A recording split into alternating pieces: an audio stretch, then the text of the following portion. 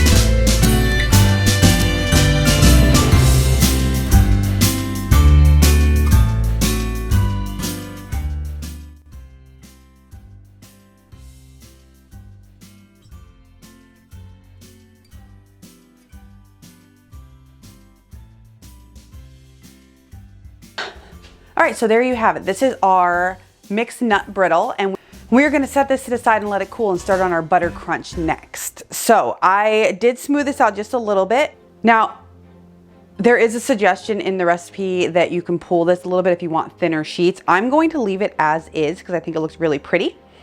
So I'm not going to be pulling it when it gets cooler, but you can apparently pull it when it gets cooler. I would do not touch this right now.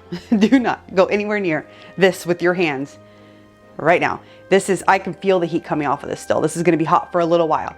So we're gonna put this to the side and start on our Buttercrunch. All right, so let's start our Buttercrunch. So for the Buttercrunch, what we're going to do is we're gonna take our sugar, our melted butter,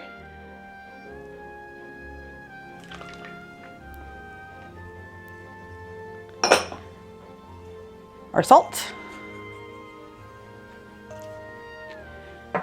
and our water. We're gonna give that a stir and get all of that sugar incorporated with the wet ingredients. And then we're going to move it over to the stove, much like we did with the peanut brittle or the nut brittle. And then once this comes off the heat, instead of just pouring it onto an oiled pan, we're actually going to be pouring it onto this silicone sheet that I have here, which I set into a tray so I didn't have to worry about it running onto my counters. So I'm gonna get this on the stove, and we are going to go back to our lovely Christmas music because cooking sugar takes a while. It's gonna rise slowly and then plateau for a little bit, and then all of a sudden, like we saw with the last one, just gonna skyrocket, and you know, you gotta move quickly. So it's just much easier for me to do that to music and just pop up the temperatures you need, because it's a very easy process here.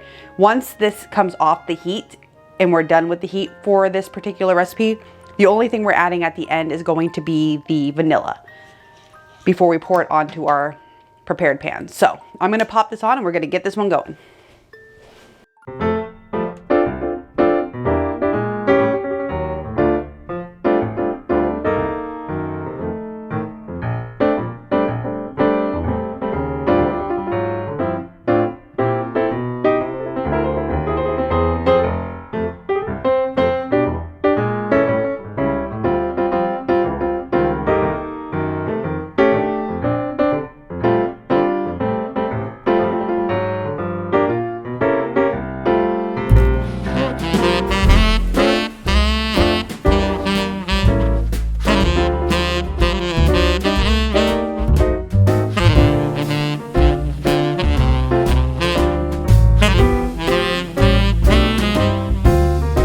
All right, so this is cool. And I can now just lift it right up off here, and it's a nice thin sheet. And we're, oh, and I broke it. Oh no, set it down too hard. Okay, we're gonna pretend that didn't happen. I'm going to coat it with some chocolate. Now, I don't have the quality of chocolate that I would love to have, but I'm using baker's chocolate because that's what I can find readily in my store. And I don't order it online because it's expensive to order online. Shipping is expensive, so. We are just going to take this and coat a very generous amount of this chocolate right on top of here. I grabbed the brush in case I decided I wanted to use the brush. I might just not use the brush. But I want to get a nice layer of chocolate on here.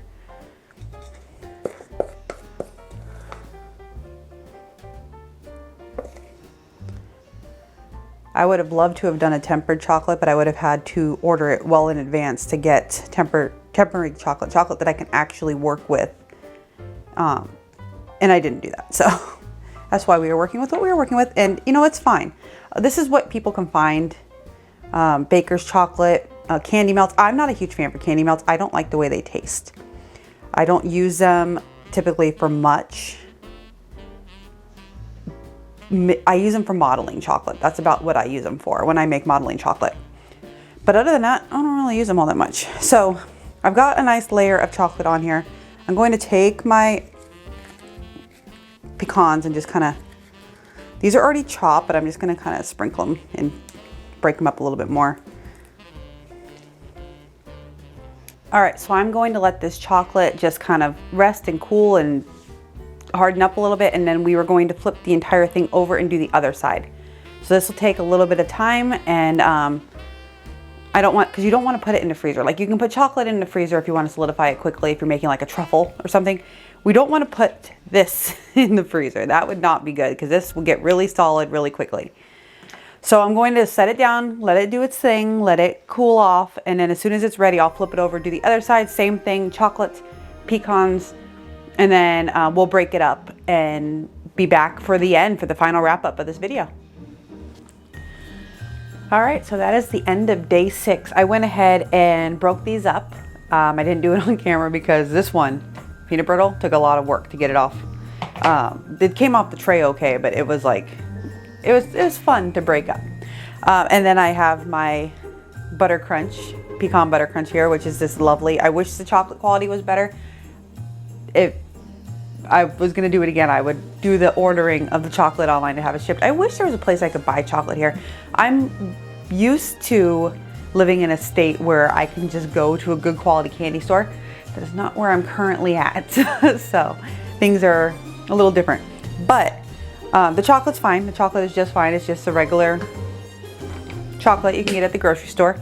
And I think they came out great. I don't know why more of these countdowns don't have candy. Like when they give them these challenges, why they don't have a candy one? That would be a lot of fun. Like redesign a candy cane. Maybe I should put that on the list for next year if I do this again. I'm probably gonna do this again. I'm having a blast with this.